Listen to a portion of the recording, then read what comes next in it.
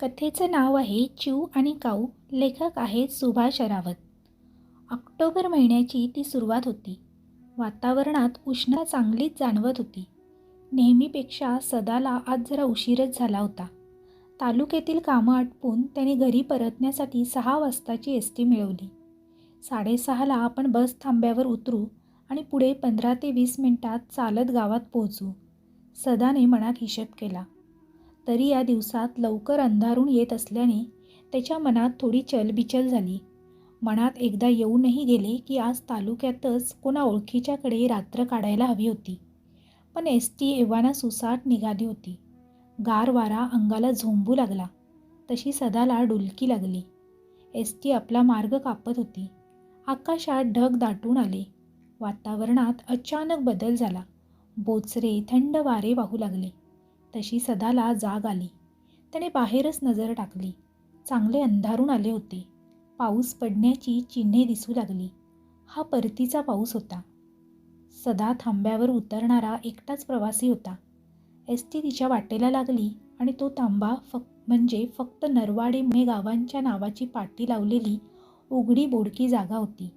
म्हणजे 2 गाव विरुद्ध दिशेने एस टीमधून उतरायचे आणि पूर्वेकडे 1.5 मैल नरवाडे तर पश्चिमेस 2 मैल मुकणेच्या दिशेने जायचे.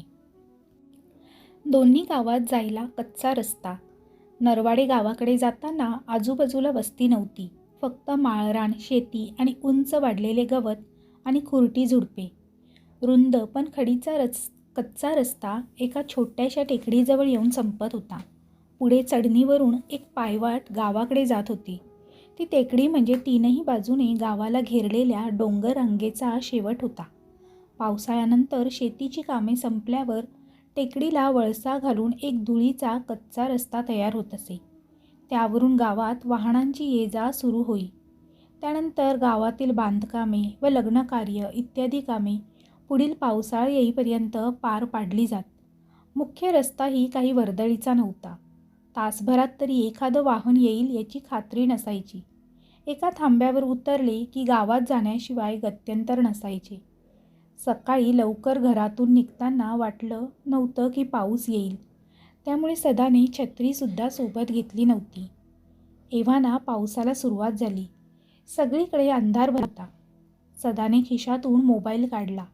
भिजू नये म्हणून बरोबर असलेल्या एक पारदर्शक प्लॅस्टिक पिशवीत तो मोबाईल त्याचा टॉर्च चालू करून गुंडाळला. आता पुढ्यात दिसेल तेवढ्या उजेडात तो झपाझप नरवाडे गावाच्या दिशेने निघाला. रस्ता कच्चा असला तरी बऱ्यापैकी रुंद होता. पावसाने आता जोर धरला होता. आकाशात विजांचा थैथयाट सुरू झाला होता.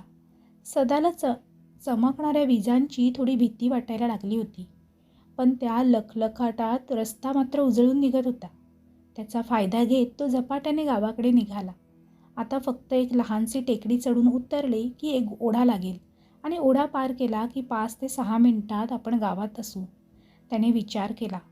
पण तो ओढा पार केला की लगेच ओढ्याला लागून स्मशान आहे हेही त्याच्या लक्षात आले आणि मनातून तो चरकला. तो भित्रा नव्हता, पण स्मशानाजवळ त्याच्या मनाची नेहमीच घालमेल होत असे. अगदी दिवसासुद्धा. कदाचित वयाच्या 5व्या-6व्या वर्षीच आईच्या चितेला अग्नी देण्यासाठी स्मशानात जावं लागल्यामुळे असेल. सदा टेकडी चढून वर आला होता. टेकडीवर गवत आणि छोटीशी झुडपे याशिवाय काही उगवायची नाही. थोड्या उंचावर असलेला वारा अधिकच बोचत होता. भिजलेला असल्याने त्याला थंडीही वाजत होती. त्यात पावसाचा जोर अजून वाढला होता. सदाने खाली नजर टाकली. एस टी थांब्यापासून गावापर्यंत दाट झाडी फक्त ओढ्याच्या आसपास होती. विजेच्या लखलखाटात खाली ओढा वाहताना दिसत होता आणि स्मशानही नजरेस पडत होते. स्मशान म्हणजे ओढ्याकाठचा मोठा कातळ. जे काही क्रियाकर्म आहे ते त्या कातळावर केलं जायचं. मनाच्या होणाऱ्या घालमेलीवर ताबा ठेवत तो टेकडी उतरू लागला. काही वेळातच तो ओढ्यापाशी पोहोचला. पावसाळ्यानंतर ओढ्याला पाणी तसं कमी असे, पण गेली 10-15 मिनिटापासून जोरदार बरसणाऱ्या पावसामुळे ओढ्याचे पाणी वाढले होते. सदाने गुडघ्याभर पाण्यातून ओढा पार केला आणि 8-10 पावलं पुढे येताच थबकला. बदललेल्या वातावरणाची त्याला जाणीव झाली. जोरदार बरसणारा पाऊस अचानक थांबला होता. विजा चमकणे अचानक बंद झाले. एक शांतता पसरली, स्मशान शांतता. वातावरणात एक प्रकारचा जडपणा आला. पानांची सळसळ थांबली. सदाचे पाय मनामनाचे ओझे बांधल्यासारखे जड झाले. एक पाऊलही पुढे टाकणे त्यास शक्य होईना. श्वास घेणेही त्याला जड जाऊ लागलं. त्याला असे वाटू लागले की त्याच्यासहित त्या जागेत असलेल्या सगळ्या चलचल वस्तूंच्या हालचाली बांधल्या गेल्या आहेत. त्या हालचालीवर दुसऱ्या कुणाची तरी हुकूमत आहे. आणि एवढ्यात त्याच्या कानावर तो आवाज पडला. एका स्त्रीचा आवाज होता तो. एक होती चिऊ आणि एक होता काऊ. चिऊचे घर. तो आवाज ऐकून सदाची बोबडी वळली. अशा कातरवेळी स्मशानात एका स्त्रीचा आवाज ऐकू येणे म्हणजे काही चांगलं लक्षण नव्हे. आपली घटका भरली असं समजला तो. कितीही जोर लावला तरी शरीराची हालचाल होत नाही हे त्याच्या लक्षात आले. त्याचं हृदय जोरजोरात धडधडू लागलं. छाती फाडून हृदय बाहेर पडतं की काय असं त्याला वाटायला लागलं. त्याही अवस्थेत त्याने डोळ्यांच्या कडेतून स्मशानात नजर टाकली आणि त्याच वेळेस वीज कडाडली. जशी वीज कडाडली त्याच्यावर तथा त्या वातावरणावर असलेले त्या अनामिक शक्तीचे नियंत्रण तुटले आणि त्याच एकाच क्षणी विजेच्या चमकून टाकणाऱ्या उजेडात त्याच्या नजरेने ते चित्र टिपले. काही काळाच्या आत सदाने एक दीर्घ श्वास घेतला आणि पायाला चाके लावल्यासारखा तो धावत सुटला. तो समोर गावदेवी मंदिर दिसले तेव्हाच थांबला. उद्यापासून गावातील मंदिरात 2 दिवस पूजा होती. गाव लहान असलं तरी गावदेवी उत्साहाने साजरा केला जायचा. त्यामुळे मंदिरात आज गर्दी होती. सदाने थोडं थांबून श्वासोच्छवासावर ताबा मिळवला. अंगाची थरथर थांबल्यावर आणि छातीतील धडधड कमी झाल्यावर तो मंदिराकडे निघाला. मंदिराचे रंगरंगोटी आणि सजावटीचे काम चालू होते. गावातील तरुण मंडळी मोठ्या उत्साहाने कामात मदत करीत होते. नुकताच पाऊस येऊन गेल्यामुळे काम करणाऱ्यांची तारांबळ उडाली होती. पॅन्ट चिखलाने माखलेली असल्याने लांबूनच त्याने गर्दीवर नजर टाकली. मोहन दिसला नाही. तसा त्याने आपला मोर्चा मोहनच्या घराकडे वळवला. सदाने पाहिलं की मोहन त्याच्या दिशेनेच येत आहे. घाईघाईत सदा मोहनजवळ पोहोचला. त्याने जवळजवळ ओढीत मोहनला स्वतःच्या घराच्या दिशेने नेले. मोहन हा सदाचा मित्र. जन्मापासून याच गावात राहणारा. सदाचा समवयस्क आणि विवाहित असलेला मित्र. सदा म्हणजे सदानंद नाईक. तालुक्याला पतपेढीमध्ये नोकरीस होता. निसर्गाने भरभरून दान दिलेल्या या गावात सदासारखा निसर्गप्रेमीचे राहायला येणे म्हणजे मोठे नवल नव्हते. त्यामुळे काही प्राथमिक सुविधाही नसलेल्या या गावात सदा काही महिन्यांपूर्वी लग्न झाल्यावर बायकोसह राहायला आला होता आणि आता तो या गावचा झाला होता. सदाची या गावात पहिली ओळख झाली ती या मोहनबरोबरच. त्यानंतर दोघात जी घट्ट मैत्री झाली ती अजून कायम होती. घरात शिरल्यावर मोहनने सदावर प्रश्नांचा भडीमार केला. सदाने तोंडावर बोट ठेवून चूप बसण्याची खूण केली. सदाची बायको मीना गरोदर होती. जवळजवळ 8 महिने भरत आले होते. त्यामुळे सदाने तिच्यासमोर घडलेली घटना सांगायचे टाळले. कपडे बदलून सदाने मोहनला आपल्या खोलीत घेतले. सदाने घडलेली पूर्णच्या पूर्ण घटना मोहनला ऐकवली. मोहन, अरे कोण असेल ती? अशा आडवेळी स्मशानात कातळावर ती स्त्री बसली होती आणि तिच्यासमोर एक लहान मुलगी बसली होती. ती स्त्री त्या मुलीला गोष्ट सांगत होती. लहानपणी आपण सर्वांनी ऐकलेली गोष्ट. एक होती चिऊ आणि एक होती काऊ. आणि त्या स्त्रीच्या मांडीवर लहान बाळ होते. गोष्ट सांगता सांगता ती त्या बाळालाही थोपटत होती. हे सांगताना सदाच्या अंगावर शहारे आले होते. मोहनला हे सर्व ऐकून आश्चर्य वाटले. त्या स्मशानाबाबत आणि गावात घडलेल्या अशा गोष्टी मोहन लहानपणापासून ऐकत आला होता. पण त्या सर्व अगोदर घडून गेलेल्या घटनांबद्दल होतं. घटना अनुभवलेली व्यक्ती आज मोहन प्रत्यक्ष पाहत होता. मोहनने सदावर अविश्वास दाखवणे शक्यच नव्हते. सदा, मी बऱ्याच वर्षांपूर्वी म्हणजे माझ्या जन्मापूर्वीच्या गावात घडलेल्या अशा गोष्टी ऐकलेल्या आहेत. अगदी तंतोतंत तुझ्याच सारखा अनुभव. त्याच ठिकाणी इतरांना पण आलेला आहे. पण अलीकडच्या काळात असं काय घडल्याचं ऐकिवात नाही. हे सर्व बऱ्याच वर्षांपूर्वी घडलेल्या गोष्टी आहेत. सदाची आता उत्सुकता वाढली. काय घडलं गेलं होतं? काय घडलं आहे असं या गावात? त्याने मोहनला विचारले. मोहन, मला सविस्तर सांगशील का? त्याची उत्सुकता शिगेला पेटली. माझ्याकडे फक्त ऐकीव माहिती आहे रे. लोकांचं माहीत आहे ना, बोटा एवढं असलं तर हातभर सांगतील. आपण माझ्या वडिलांना विचारलं तर ते अधिक माहिती आपल्याला देऊ शकतात. आणि सदा, तू एक लक्षात घे की तुला काहीच इजा झालेली नाही. त्यामुळे या गोष्टीचा एवढा खोलवर विचार करण्याची गरज नाही असे मला वाटते. ते मान्य आहे मला मोहन, पण आत्ताच तू म्हणालास की अशा घटना पूर्वी या गावात घडून गेल्या आहेत, पण अलीकडच्या काळात अशी घटना घडलेली नाही.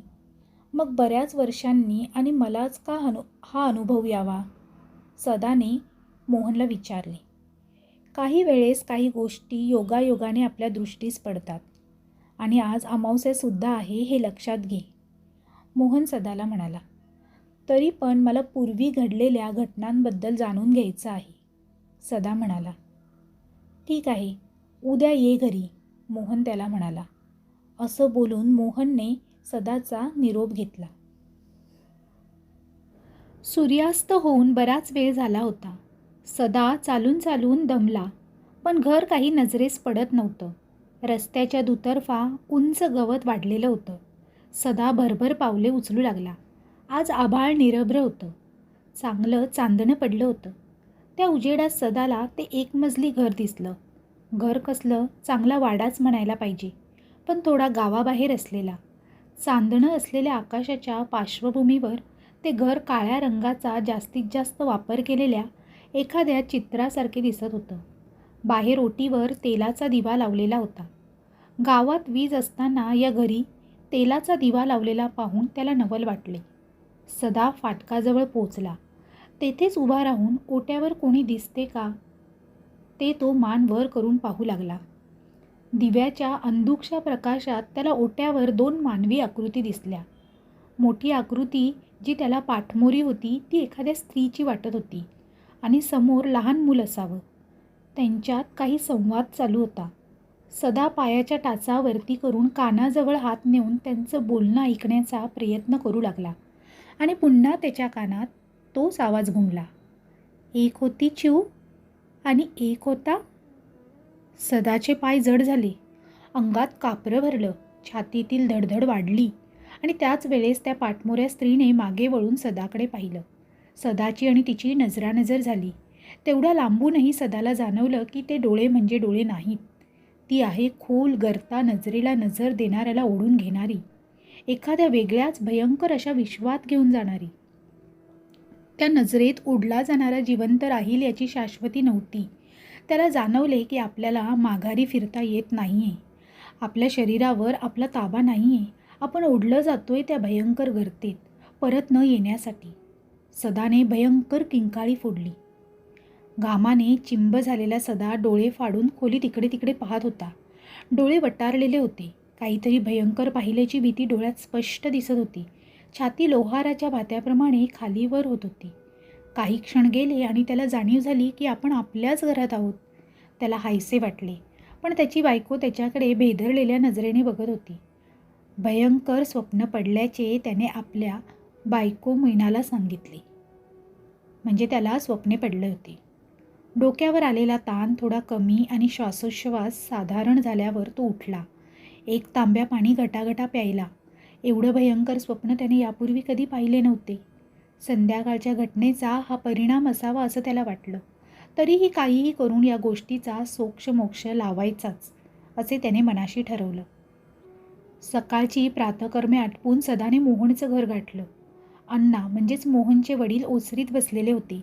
60च्या जवळ पोचलेले अण्णा कालच्या पावसाने शेतीच्या कामांचा खोळंबा केल्याने आज घरीच होते. सदाला बघताच अण्णाने मोहनला हाक मारली. मोहन, अरे सदा आला आहे बघ, बाहेर ये. मोहन बाहेर येईपर्यंत सदा चटईवर विसावला. कशी सुरुवात करावी त्याला समजत नव्हतं. पण अण्णा स्वतः त्या विषयावर बोलू लागले. कदाचित मोहनने रात्री त्यांना सदासोबत घडलेल्या घटनेची कल्पना दिलेली असावी. अण्णा बोलू लागले. सदा, तू काय अनुभवलंयस हे मला सांगायची गरज नाही. मी हे स्वतः अनुभवले आहे. बाहेर येणाऱ्या मोहनच्या कानावर अण्णांचे ते वाक्य पडले आणि तोही आश्चर्यचकित झाला. मोहन काही विचारायच्या आधीच अण्णांनी स्पष्टीकरण दिले. लोकांकडून ऐकलेल्या गोष्टींवर सहसा आपण सहज भरवसा ठेवत नाही. पण जर मोहनला या घटना मी प्रत्यक्ष अनुभवल्या आहेत हे सांगितलं तर तो घाबरला असता. म्हणून मी हे त्याला कधी सांगितले नाही. ते ठीक आहे अण्णा. पण मला स्वप्नात ते घर का दिसावे, गावाबाहेर असलेलं, ती स्त्री आणि ती 2 लहान मुलं? सदाने अण्णाला विचारले. ते घर तुला स्वप्नात का दिसले हे मी सांगू शकत नाही. पण मी त्या घरात 30-32 वर्षापूर्वी घडलेल्या घटना सांगतो. ती एक शोकांतिकाच आहे. त्यावेळी माझे वय 16 ते 17 वर्ष असेल. धीर गंभीर झालेल्या अण्णांनी तो भूतकाळ उघडण्यास सुरुवात केली. धोंडू पाटील, गावचा पाटील, तालुक्यापर्यंत रुबाब असलेला. नरवाडे गावची अर्धी जमीन त्यांच्या मालकीची होती. मेहनतीने आणि इमानदारीने कमावलेली. साहजिकच नरवडे तसेच आसपासच्या गावात त्यांच्या शब्दाला मान होता. त्यांचा एकुलता एक मुलगा म्हणजे रघु पाटील. 25च्या आत बाहेर असलेला, दिसायला रुबाबदार असा रघु माणसे जमवण्यात, ओळखी वाढवण्यात वडिलांच्याही 2 पावले पुढे होता. बोलता बोलता समोरच्या व्यक्तीला आपलंसं करून घेण्याची कला त्याला चांगलीच अवगत होती. रुबाबदार व्यक्तिमत्व आणि वडिलांनी मेहनतीने जमवलेला गोतावळा यामुळे लवकरच त्याची उठबस तालेवार लोकात होऊ लागली. व्यक्तिमत्व रुबाबदार असले तरी वागण्यात मिजाज नव्हती. गावात रात्री अपरात्री कोणाला कशाची गरज पडली तर मदत करण्यासाठी हा नेहमी 1 पाऊल पुढे असायचा.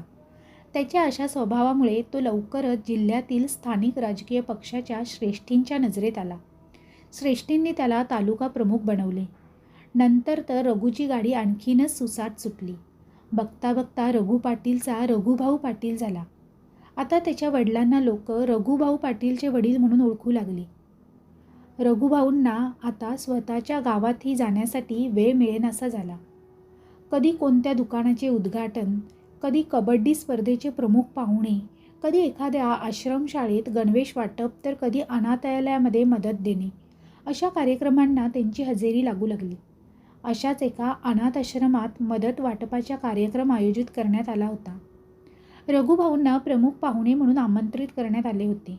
किंबहुना मदत ही रघुभाऊंच्या पक्षाकडूनच दिली जाणार होती. लहान मुलांना कपडे, ब्लँकेट आणि शालोपयोगी वस्तूंचे वाटप करण्यात आले. तसेच अनाथ आश्रमातील सोयीसुविधांसाठी संचालक माई यांना धनादेश देण्यात आला. शेवटी एका विशेष व्यक्तीचा सत्कार करण्यात येणार होता. त्यानुसार सूत्रसंचालकाने ध्वनिक्षेपकावरून बोलण्यास सुरुवात केली. तर येथे मदत वाटप करण्याचा कार्यक्रम पूर्ण झालेला आहे आणि आता आम्ही आमंत्रित करीत आहोत अशा विशेष व्यक्तीला, ज्यांनी आज पार पडलेल्या या कार्यक्रमाचे उत्कृष्ट नियोजन केलेले आहे. तसेच ही व्यक्ती लहानपणापासून याच अनाथाश्रमात राहून आणि शिकून आता सरकारी शाळेत ज्ञान वाटपाचे काम करीत आहे. इतकेच नाही तर ही व्यक्ती आपली नोकरी सांभाळून उरलेला संपूर्ण वेळ या अनाथाश्रमात मदत करण्यासाठी खर्च करत आहे. तर अशा व्यक्तीचा सन्मान होणे आवश्यक आहे. म्हणूनच आम्ही आमंत्रित करत आहोत मिस कामिनी यांना. कृपया आपण मंचावर यावे. त्या व्यक्तीचे नाव होते मिस कामिनी. रघुभाऊंनी पाहिले की खुर्च्यांच्या शेवटच्या रांगेनंतर उभ्या असलेल्या अनाथ आश्रमातील कर्मचाऱ्यांमधून एक 20-22 वय असलेली साडी नेसलेली मुलगी मंचाकडे येत आहे. वेगाने चालत असली तरी तिच्या चालण्यात कोणताच रुबाब नव्हता. दिसत होता तो फक्त स्वतःबद्दलचा आत्मविश्वास. कामिनी मंचावर येऊन रघुभाऊंसमोर उभी राहिली. कामिनी यांचा शाल व श्रीफळ देऊन रघुभाऊंनी सत्कार करावा. अशी मी रघुभाऊंना विनंती करतो. सूत्रसंचालकाने ध्वनिक्षेपकावरून उद्घोषणा केली. आपलं नाव ऐकून रघुभाऊ भानावर आले. समोर कामिनी उभी होती. तिच्या हातात शाल व श्रीफळ देताना त्यांना जाणवले की आपले हात थरथरत आहेत. कामिनीने शाल व श्रीफळ घेऊन रघुभाऊंकडे पाहून हलकेसे स्मित केले. तिचे ते स्मित करताना जुळलेले ओठ, नंतर ओठ हळूच एकमेकांपासून विलग होताना दिसलेली शुभ्र दंतपंक्ती. रघुभाऊंचे काळीज घायाळ झालं. गोरीपान कांती, डाळिंबाच्या दाण्यागत लाल चुटूक ओठ, नाजूक कमरेशी चाळा करू पाहणारे काळेभोर केस, डोळे म्हणजे नितळ निळे पाणी असलेला डोह, सरोवर की शांत असलेला सागर, आवाहन करणारा. परत जाणाऱ्या कामिनीच्या पाठमोऱ्या आकृतीकडे ते बघतच राहिले. 25च्या आसपास पोहोचलेल्या रघुभाऊंनी आजपर्यंत शेकडो लोकांना मदत केली होती. तसेच शेकडो मुली त्यांच्या संपर्कात आल्या होत्या. पण आजच्यासारखी भावना त्यांच्या मनात उमटली नव्हती. मन कसं वाऱ्यावर भिरभिरणाऱ्या प्राजक्ताच्या फुलासारखं भासू लागलं. असं वाटू लागलं की ती दोघं प्राजक्ताच्या झाडाखाली बसलेत. खाली फुलांचा सडा पडलेला आहे. तिचा हात जमिनीवर आहे आणि तिच्या हातावर त्यांचा हात आहे. अचानक वाऱ्याची एक झुळूक येते. भिरभिरणाऱ्या फुलांचा वर्षाव होतो आहे फक्त तिच्यावर. बरीचशी फुलं अडकली आहेत तिच्या केसात, जसा काही फुलांचा मुकुट घातला आहे तिने. आता तर ती अजूनच सुंदर दिसते, एखाद्या राजकुमारीसारखी. प्राजक्ता, प्राजक्ता, चांगलं नाव शोभेल लग्नानंतर. आजचा कार्यक्रम संपल्याची घोषणा ध्वनिक्षेपकावर करण्यात आली. रघुभाऊंचे स्वप्नरंजनात उडणारे विमान त्या आवाजाने अचानक खाली आले. त्यांना स्वतःचीच लाज वाटली. त्यांनी एकवार समोर नजर टाकली. कामिनी त्यांच्याकडेच बघत होती. तिच्या ओठांवर गूढ स्मित होते. रघुभाऊंना जाणीव झाली की तिने आपल्या मनातले भाव ओळखले आहेत. ते थोडे ओशाळले, पण तडकाफडकी आणि योग्य निर्णय घेणाऱ्या रघुभाऊंनी हा निर्णयही घेऊन टाकला की लग्न करेन तर हिच्याशीच. रघुभाऊ निरोप घेण्यासाठी माईंच्या केबिनमध्ये गेले. आडवळणाने चौकशी न करता थेट मुद्द्याला हात घालत आपल्या मनातील विचार त्यांनी माईंसमोर मांडले. ते म्हणाले, माई, जास्त काही न बोलता थेट मुद्द्यावर येतोय. मी लग्न करतोय. अरे वा, चांगली बातमी दिलीस. कोण नशीबवान मुलगी आहे ती? माईंनी विचारले. प्राजक्ता. म्हणजे कामिनी, आपल्याकडील कामिनी. रघुभाऊ प्राजक्ता नाव ओठांवर आल्याने पुन्हा एकदा ओशाळले. माईंना थोडं आश्चर्य वाटलं, कारण पिढ्याचे नसेल पण वर्तमान काळात तरी रघुभाऊ आणि त्यांचे खानदान हे मोठं प्रस्थ आहे हे त्या जाणून होत्या. कामिनीला असं स्थळ मिळणे हे तिचं भाग्यच समजायला हवे. पण तिची पार्श्वभूमी रघु आणि त्याच्या कुटुंबाला माहीत झाली तर कदाचित त्याचे कुटुंब तिचा स्वीकार करणार नाही. पण त्यांना हे सुद्धा जाणवले की कामिनीचं लग्नानंतरचं नाव मनोमनी ठरवणारा रघु माघार घेणं शक्य नाही. शेवटी त्यांनी रघुभाऊंना जे आहे ते सत्य सांगण्याचे ठरवले. बघ रघु, कामिनीची मी तुला थोडक्यात माहिती देते. काही वर्षांपूर्वी एका पावसाळी रात्री अनाथालयाच्या बाहेर गेटवर 2 ते 3 दिवसाचं बाळ कोणीतरी सोडून गेले होते. ते बाळ म्हणजेच कामिनी. कामिनी हे नाव मी तिला दिलेलं. तिची जात, तिचा धर्म, तिचे आई वडील या कशाचीही माहिती आमच्याकडे नाही. त्यामुळे तुझ्या घरात तिचा स्वीकार होईल का याचा विचार झाला पाहिजे. आणि त्याच्यापेक्षा जास्त महत्त्वाचे म्हणजे तिला योग्य तो सन्मान मिळेल का? रघुभाऊंना माईंच्या प्रश्नांचे जास्त आश्चर्य वाटले नाही. त्यांचे प्रश्न योग्यच होते. ते म्हणाले, माई, मी तुम्हाला शब्द देतो, तिला काहीच त्रास होणार नाही.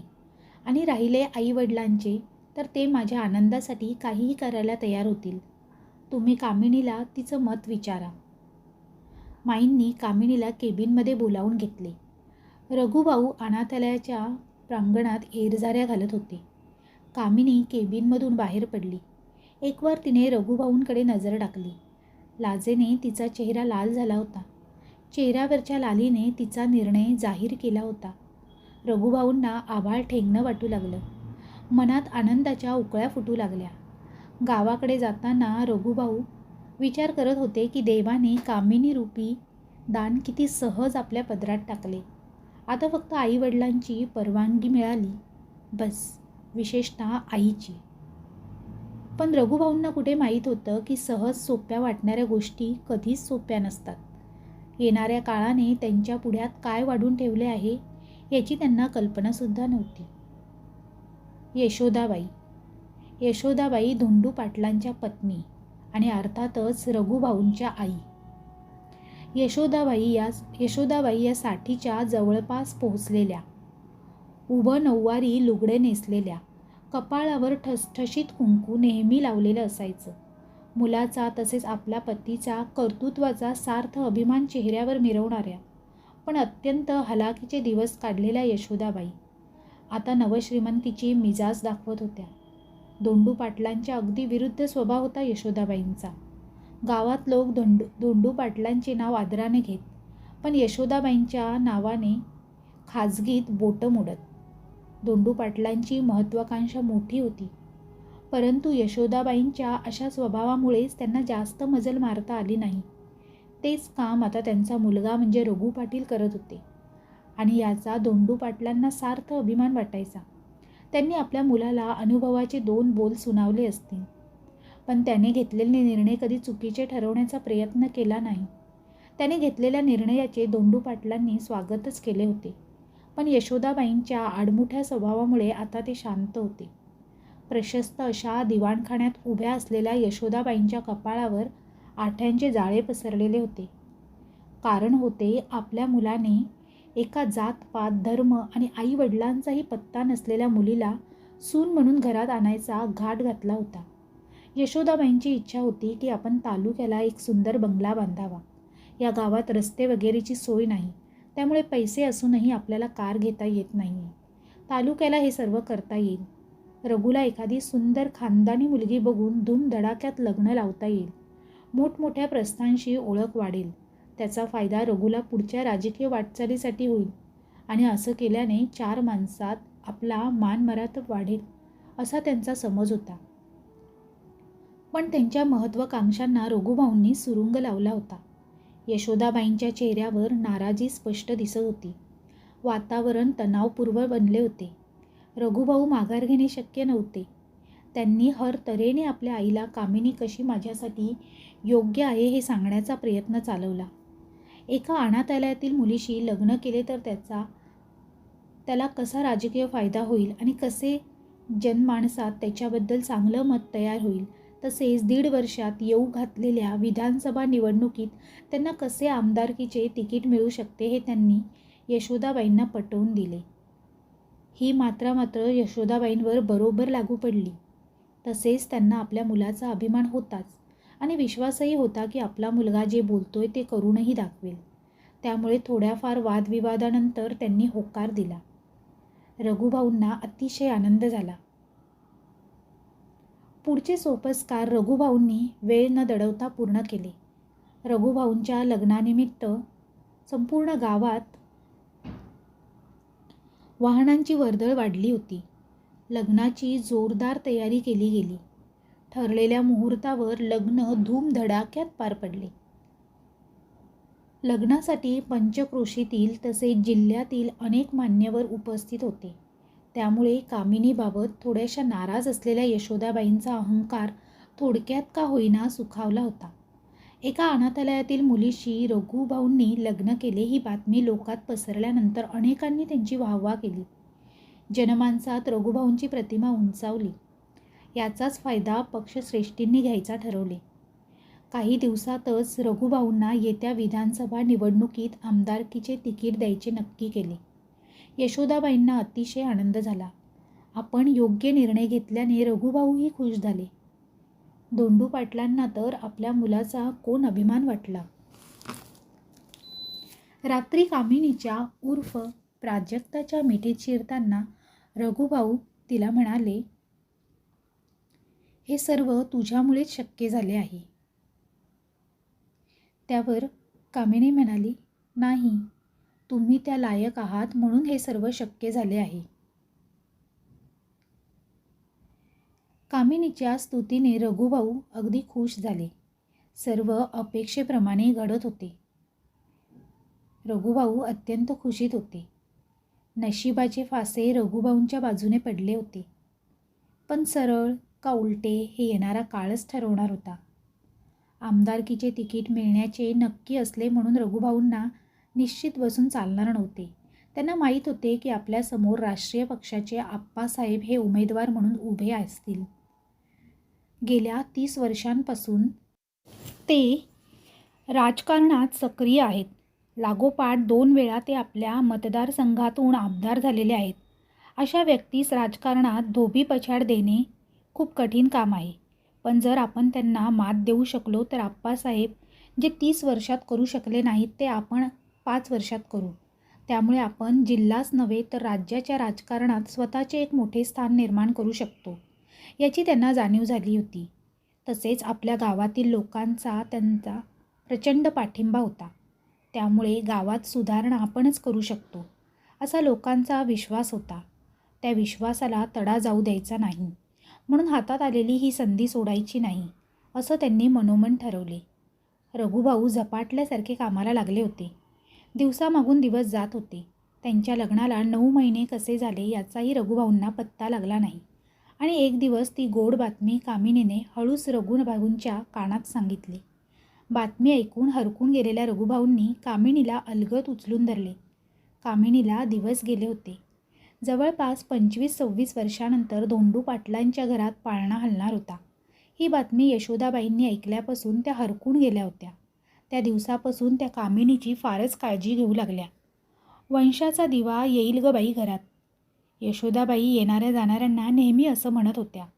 ते ऐकून कामिनीच्या कपाळावर सूक्ष्म आठी उमटत होती. तिने उघड न बोलता काही उदाहरणे देऊन आडवळणाने मुलगा किंवा मुलगी सारखेच हे समजवण्याचा आपल्या परीने खूप प्रयत्न केला. पण वंशाला दिवा हवाच, एवढ्या मोठ्या संपत्तीला वारस नको का, हा हेका काही त्यांनी सोडला नाही. कामिनीला काळजी वाटू लागली. रघुभाऊ निवडणुकीच्या कामाने झपाटले होते. त्यांना सांगण्यातही काही अर्थ नव्हता. पुढे मुलगाच हवा असं यशोदाबाईंनी ऐकवणं वाढतच गेलं. दिवसामागून दिवस जात होते. निवडणुकीचा दिवस जवळ आला होता. बघता बघता कामिनीचेही 9 महिने पूर्ण होऊन गेले. तालुक्यातील खाजगी हॉस्पिटलमध्ये तिचे नाव बाळंतपणासाठी नोंदवले होते. डॉक्टरांनी अंदाजे तारीख सांगितली. गावातील रस्त्याच्या असुविधेमुळे रघुभाऊंनी तिला 2 दिवस अगोदरच हॉस्पिटलमध्ये दाखल केले होते. सोबत यशोदाबाई होत्याच. निवडणूक पार पडली होती. रघुभाईंनी कार्यकर्त्यांना योग्य मार्गदर्शन करून मतदारांना घरातून मतदान केंद्रावर आणण्याची चोख भूमिका निभावली होती. मागच्यापेक्षा यावेळी मतदानाचा टक्का वाढला होता. पक्षश्रेष्ठी रघुभाऊंचं काम करण्याच्या पद्धतीवर खुश झाले होते. त्यांना निकाल आपल्या बाजूने लागेल याचा ठाम विश्वास होता. रघुभाऊही आपल्या विजयी होण्याबाबत निश्चिंत होते. 3 दिवसानंतर निकाल लागणार होता. निकालाच्या पूर्वसंध्येला कामिनीला बाळंतकळा चालू झाल्या. रघुभाऊंनी हॉस्पिटलमध्ये धाव घेतली. ती रात्र त्यांनी तेथेच काढली. सकाळ होईपर्यंत बाळंतपण काही झालं नाही. तिकडे मतमोजणी केंद्रावर मतमोजणी सुरू झाली होती. रघुभाऊंना तेथे हजर राहायचे होते. पण कामिनीला पुन्हा बाळंतकळा सुरू झाल्या. दुपारी 12च्या सुमारास तिने गोंडस बाळाला जन्म दिला. मुलगी झाली होती. यशोदाबाईंच्या कपाळावर आठ्या पडल्या. पाठोपाठ निवडणुकीच्या निकालाची बातमी आली. का, कसा, कोण जाणे, पण रघुभाऊंच्या अल्पशा मतांनी पराभव झाला होता. पुढे काय झालं हे पाहण्यासाठी भाग 2 लवकरच येत आहे. तुम्हाला जर ही कथा आवडली असेल तर कमेंटद्वारे कमेंट करून नक्की कळवा. तसेच कथा आवडली असेल तर कथेला लाईक आणि शेअर करा. आमचं कथालेखन चॅनेल आवडत असेल तर कथालेखन चॅनेलला सबस्क्राईब करायला विसरू नका. तसेच बेल आयकॉनवर ओकेवर सेट करा, म्हणजे तुम्हाला नवनवीन व्हिडिओचे नोटिफिकेशन लगेचच मिळतील. पुन्हा भेटूया अशीच एक नवीन आणि सुंदर कथा घेऊन. तोपर्यंत सर्वांना धन्यवाद. Bye bye.